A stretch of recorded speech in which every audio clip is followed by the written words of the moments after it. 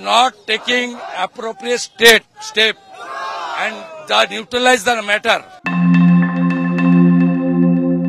বাংলাদেশ ইস্যুকে ঢাল হিসেবে ব্যবহার করে নিজেদের ব্যর্থতা ঢাকতে চাইছে নরেন্দ্র মোদীর বিজেপি। দরিদ্রতা দূর করতে না পারা, স্বাস্থ্য শিক্ষার অনুন্নয়ন, সংখ্যালঘুদের উপর নিপীড়ন, গণমাধ্যমের কণ্ঠরোধ সহ নানা অভিযোগের তকমা এখন মোদীর গায়ে। হঠাৎ করে বিজেপির বাংলাদেশ নিয়ে ভারতের অভ্যন্তরে হইচই শুরু করার পেছনে রহস্য দেখছেন বিশেষজ্ঞরা। তাদের অভিমত, বাংলাদেশ নিয়ে ধর্মীয় জিগির তুলে ভারতীয় রাজনীতিতে নিজেদের প্রতিপক্ষকে ঘায়েল করার মিশনে নেমেছে বিজেপি। এ কারণেই বিজেপির মতো এতটা সুর চড়ায়নি রাহুল গান্ধীর কংগ্রেস অথবা মমতা ব্যানার্জির তৃণমূল কংগ্রেসের মতো দল। Double million offer, Walton fridge কিনে পেতে পারেন 20 লক্ষ টাকা, রয়েছে কোটি কোটি টাকার নিশ্চিত উপহার। এই ইস্যুতে আগরতলায় বাংলাদেশের সহকারী হাইকমিশনে বিক্ষোভকারীদের হামলার নজিরবিহীন ঘটনা ঘটেছে। বাংলাদেশকে নিয়ে লাগামহীন বক্তব্য দিচ্ছে দেশটির রাজনৈতিক নেতারাও। তবে বাংলাদেশে ইসকন নেতার গ্রেপ্তার নিয়ে ভারতের এমন বাড়াবাড়ি প্রতিক্রিয়া জোরালো করছে অন্য সন্দেহ। আবারও নিজের স্বার্থ বাঁচাতেই কি বাংলাদেশকে ব্যবহার করছে মোদীর সরকার? আদানির বিরুদ্ধে যুক্তরাষ্ট্রের মামলা, সাম্ভালে মসজিদকে ঘিরে মুসলিম হত্যা আর রাজনৈতিক বিভেদকে চাপা দিতেই কি বাংলাদেশের বিরুদ্ধে রাজনীতিক, গণমাধ্যম এবং সাধারণ মানুষকে দাঁড় করিয়েছেন মোদী। ভারতের পার্লামেন্টে বসেছে শীতকালীন অধিবেশন। দেশের সব সংসদ সদস্যই আছেন সেখানে। তবে 7 দিনের মধ্যে একদিনও চলতে পারেনি অধিবেশন। এর কারণ মোদী মিত্র বিলিয়নিয়ার আদানির বিরুদ্ধে যুক্তরাষ্ট্রের মামলা।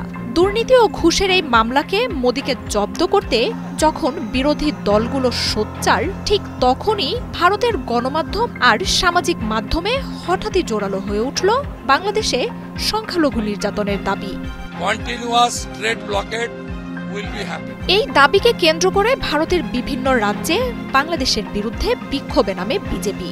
তবে বিস্ময়ের ব্যাপার হচ্ছে, সুদূর দক্ষিণ ভারতের রাজ্যগুলোতেও সংখ্যালঘু নির্যাতন নিয়ে বাংলাদেশের বিরুদ্ধে বিক্ষোভ। বিগত আওয়ামী লীগ সরকারের সময়েও বাংলাদেশে পূজামণ্ডপ ভাঙচুর, হিন্দুদের নিপীড়নের বিরুদ্ধে ভারত বেশ কয়েকবার অভিযোগ করেছে। তবে এবার দেশটি যা করছে তা সব সীমা লঙ্ঘন করে ফেলেছে। শুধু আদানি নয়, ভারত উত্তাল রয়েছে মুসলিম সংখ্যালঘু নির্যাতনকে ঘিরেও। গেল মাসেই উত্তরপ্রদেশের সাম্ভালে মসজিদের নিচে মন্দির রয়েছে দাবি করে আদালতের নির্দেশে সেখানে খনন করতে চায় বিজেপির যোগী সরকার। সেখানেই 4 মুসলিমকে হত্যা করা হয়। এই ঘটনার পরই সংখ্যালঘুদের উপর নির্যাতনের বিষয়টি ধামাচাপা দেওয়ার চেষ্টা শুরু করে মোদীর দল। বাংলাদেশ নিয়ে পশ্চিমবঙ্গেও বেপরোয়া হয়ে উঠেছে বিজেপি। দলটির রাজ্য শাখার শীর্ষ নেতা শুভেন্দু অধিকারী বাংলাদেশ নিয়ে লাগামহীন মন্তব্য করছেন। তৃণমূলের কাছে কোণঠাসা দলটি বাংলাদেশকে সম্বল করে হঠাৎই কলকাতার রাস্তায় দাপট দেখাচ্ছে। মমতার তৃণমূলকে ক্ষমতা থেকে সরাতে বিজেপিকে মমতার ভোট ব্যাংক হিসেবে পরিচিত মুসলিমদের বিপরীতে পশ্চিমবঙ্গের সব হিন্দু ভোট এক করতে হবে। আর বাংলাদেশে হিন্দু নির্যাতনের প্রোপাগান্ডা পুঁজি করে এবার সেই লক্ষ্যেই এগোচ্ছে শুভেন্দু। আপাতদৃষ্টিতে বিচ্ছিন্ন মনে হলেও দেশের অভ্যন্তরে মোদীর সরকারও যে বাংলাদেশের হাসিনা সরকারের মতোই ধুঁকছে তা স্পষ্ট। আদানি কাণ্ড, সংখ্যালঘু নির্যাতন আর হিন্দু ভোটকে একাট্টা করে ক্ষমতায় থাকতে অগোচরেই বাংলাদেশের এজেন্ডা সেট করে দিয়েছেন মোদী।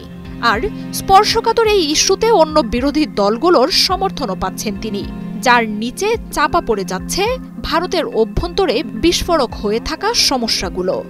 बहुत ही परिणामकारी हो। মার্জিয়া উপমা, ৭১।